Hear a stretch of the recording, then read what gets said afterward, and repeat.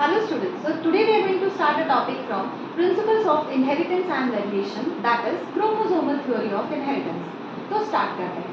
Chromosomal Theory of Inheritance क्या कहता है? मेंडल ने अपना वर्क पब्लिश किया था in the year 1865. तो मेंडल ने क्या किया था? फर्स्ट इंपॉर्टेंट पॉइंट जो हम देखेंगे that is Mendel published his work in 1865. ठीक है, तो मेंडल ने अपना वर्क पब्लिश किया था 1865 में, बट 1900 तक जो मेंडल का वर्क था वो रिकॉग्नाइज नहीं हुआ. तो मेंडल का वर्क वाज नॉट रिकॉग्नाइज्ड. तो Mendel's work was not recognised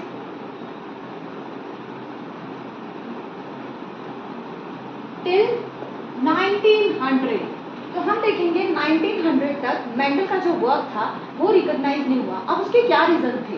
what were the reasons कि उनका जो वर्क था वो रिकॉग्नाइज नहीं हुआ? तो सबसे पहला रीजन था, द फर्स्ट रीजन वाज कि उन्होंने ये कहा था उस टाइम पे देखो सबसे बड़ी प्रॉब्लम तो ये थी कि कम्युनिकेशन के मीन्स इतने ज़्यादा नहीं थे. तो communication means were not so develop. तो communication means were not develop. ठीक है, तो कम्युनिकेशन के जो मेथड्स थे, मीन्स थे, वो उस टाइम डेवलप नहीं थे. दूसरी बात, मेंडल ने ये बात कही थी कि जो फैक्टर और जीन्स होते हैं दे डू नॉट ब्लेंड. तो उन्होंने कहा था कि फैक्टर और genes they do not blend. बहुत सारे साइंटिस्ट के लिए ये थोड़ा सा एक क्वेश्चनिंग पॉइंट हो गया कि ये कैसे प्रूव होगा. तो फैक्टर्स या हम बोले genes they do not blend, they do not blend. ऐसा किसने बोला था? तो ऐसा हमें बोला था मेंडल ने. ठीक है, तीसरी बात ये हो जाएगी कि मेंडल ये इस बात का कुछ फिजिकल प्रूफ नहीं दे पाए थे कि फैक्टर एग्जिस्ट करते हैं. तो फैक्टर एग्जिस्ट करते हैं इस बात का मेंडल के पास कोई फिजिकल प्रूफ नहीं था. तो no physical proof, no physical proof for existence of factor. तो फैक्टर एग्जिस्ट करता है, इसका मेंडल के पास कोई भी सॉलिड प्रूफ नहीं था, लाइक कोई फिजिकल प्रूफ नहीं था. ठीक है, नेक्स्ट जो बात आती है वो ये आती है कि मेंडल ने क्या किया था कि मेंडल ने बायोलॉजी के अंदर मैथमेटिकल चीजें यूज की थी. तो मेंडल ने क्या किया था? ही यूज्ड मैथमेटिक्स इन बायोलॉजी. ठीक है, तो मेंडल ने क्या किया था कि जो मैथमेटिकल कैलकुलेशंस थे, फॉर्मूलाज थे, ये सारी चीज़ों को यूज़ किया था बायोलॉजी में, जो बहुत सारे साइंटिस्ट के लिए like it was very difficult to understand. अब नेक्स्ट देखते हैं कि भाई ये तो बात हो गई हमारे मेंडल के वर्क की कि मेंडल ने अपना वर्क पब्लिश किया था but it was not recognise. फिर उनके वर्क को इम्पोर्टेंस कब मिली?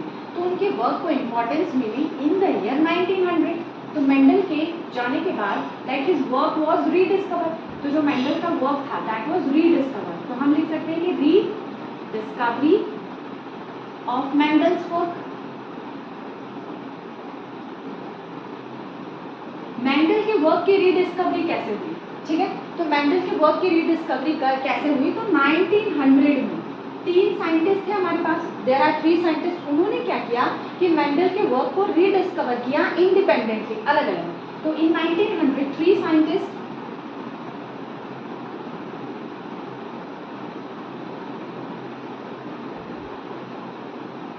they discovered Mendel's work. ठीक है, इन्होंने मेंडल के वर्क को रीडिस्कवर किया. ये 3 साइंटिस्ट कौन थे? तो ये थे ह्यूगो डी वैरिस,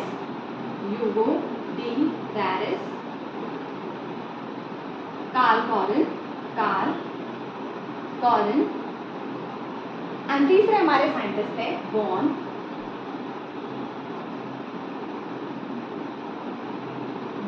टर्नर. ठीक है, तो ये तीनों साइंटिस्ट ने इंडिपेंडेंटली मेंडल के वर्क को रीडिस्कवर किया. अब हम देखेंगे कि सिर्फ ये 3 साइंटिस्ट इंडिपेंडेंटली कैसे रीडिस्कवर कर पाए थे. कुछ चेंजेस हुए होंगे इतने सालों में. तो वो जो चेंजेस थे इतने सालों में जो हुए थे वो क्या थे? तो वो सारे चेंजेस को हम एक बार गो थ्रू करेंगे.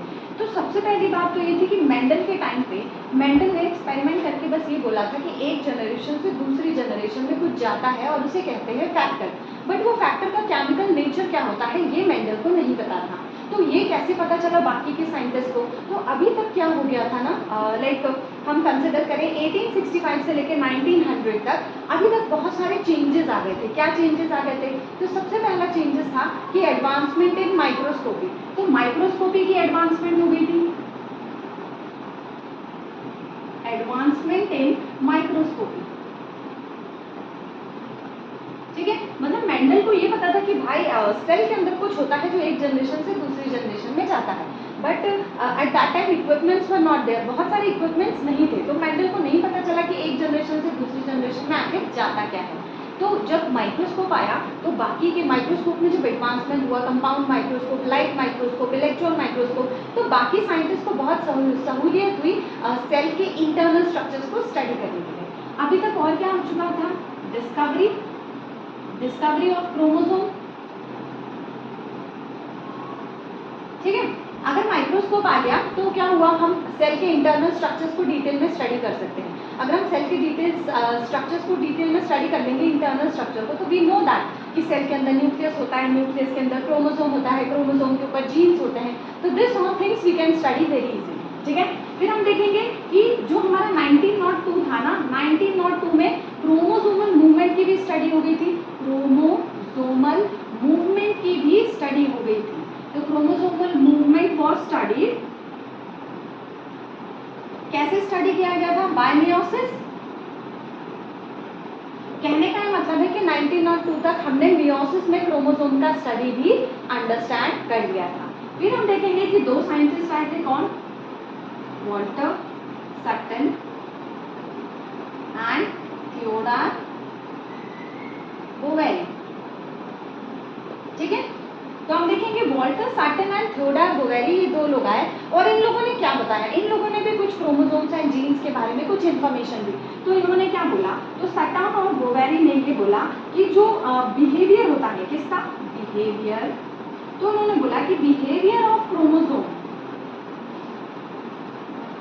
Is parallel to behaviour of gene. इन्होंने बोला कि जैसे जीन बिहेव करते हैं, इन्होंने बोला कि जैसे क्रोमोसोम बिहेव करते हैं उसी तरीके से जीन का बिहेवियर होता है। बेसिकली ये कहना चाह रहे थे कि क्रोमोसोम के ऊपर ही जीन्स होते हैं, तो जिस तरीके का क्रोमोसोम का बिहेवियर होता है उसी तरीके से जीन का बिहेवियर होता है। नेक्स्ट पॉइंट जो हम देखेंगे वो ये देखेंगे कि इन्होंने ये भी बोला कि जो होमोलोगस जीन होते हैं, पेयर ऑफ अलील, मतलब एक जीन का हमारे पास होता है पेयर ऑफ अलील, तो pair of allele of a gene are present on homologous location और homologous loci of homologous chromosome. तो क्या कहा इन्होंने? इन्होंने कहा कि पेयर ऑफ अलील, इन्होंने कहा pair of allele of a gene is present on homologous site of homologous chromosome,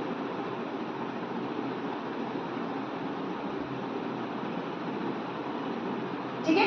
इन्होंने ये भी कहा, इन्होंने क्या कहा? इन्होंने ये कहा कि pairing of chromosome and segregation of chromosome also result into pairing of factor and segregation of factor. तो इन्होंने ये कहा कि pairing and segregation of chromosome result into pairing and segregation of factor. तो इन्होंने क्या कहा कि पेयरिंग एंड सेग्रीगेशन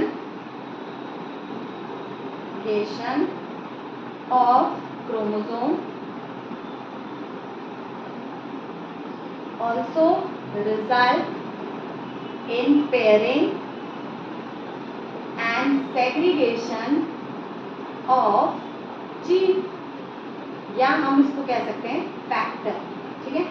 तो पेयरिंग और segregation of chromosome also result into pairing और सेग्रीगेशन ऑफ फैक्टर। ये कहा, किसने कहा? सटन एंड बोवेली ने। तो सटन एंड बोवेली ने ये दो बहुत अच्छी अच्छी बातें बोली, ठीक है। उसके बाद सटन ने क्या किया? This is given in the NCERT. तो सटन ने क्या किया? ठीक है, सटन ने क्या किया? सटन ने ही यूनाइटेड द, उन्होंने, ठीक है, सटन ने क्या किया, उन्होंने नॉलेज को यूनाइट किया। कौन से नॉलेज को यूनाइट किया, तो उन्होंने जो क्रोमोसोम की स्टडी थी, तो जो क्रोमोसोम की स्टडी थी उस नॉलेज को, क्रोमोसोम का जो सेग्रीगेशन है उस नॉलेज को और मेंडेलियन प्रिंसिपल के नॉलेज को, दोनों को कंबाइन किया और दोनों को कंबाइन करके फिर जो सटन थे उन्होंने क्रोमोसोमल थ्योरी ऑफ इनहेरिटेंस दी। तो सटन ने क्या किया, he united the knowledge of chromosomal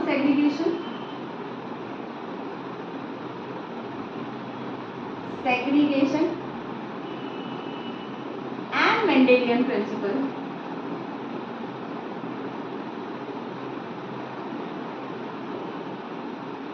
and has given, और फिर उन्होंने क्या किया, and has given chromosomal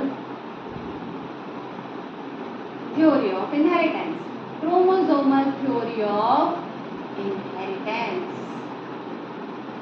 ठीक है, तो ये था chromosomal theory of inheritance. Basically chromosomal theory of inheritance का मतलब क्या होता है, इसका मतलब होता है कि मेंडल ने तो हमें बता दिया था कि सेल से, एक सेल से दूसरी चीज में कुछ, एक सेल से दूसरे सेल में कोई चीज जाती है and that is the factor, but उसका नेचर क्या है, लाइक वो फैक्टर क्या है, क्या वो क्रोमोसोम है, क्या वो जीन है, क्या वो प्रोटीन है, आरएनए है, व्हाट इज दैट। तो ये सारी चीज़ें हमें तब पता चल सकी जब माइक्रोस्कोपी में एडवांसमेंट हुआ, जब हमने क्रोमोसोम को डिस्कवर किया। क्रोमोसोम को डिस्कवर किया तो हमें पता चला कि क्रोमोसोम पे ही कोई चीज़ होती है जो एक जनरेशन से दूसरी जनरेशन में जाती है, और उसी चीज़ को कहा जाता है क्रोमोसोमल थ्योरी ऑफ इनहेरिटेंस। मतलब कि इनहेरिटेंस किसकी वजह से हो रहा है, क्रोमोसोम की वजह से हो रहा है। Thank you so much.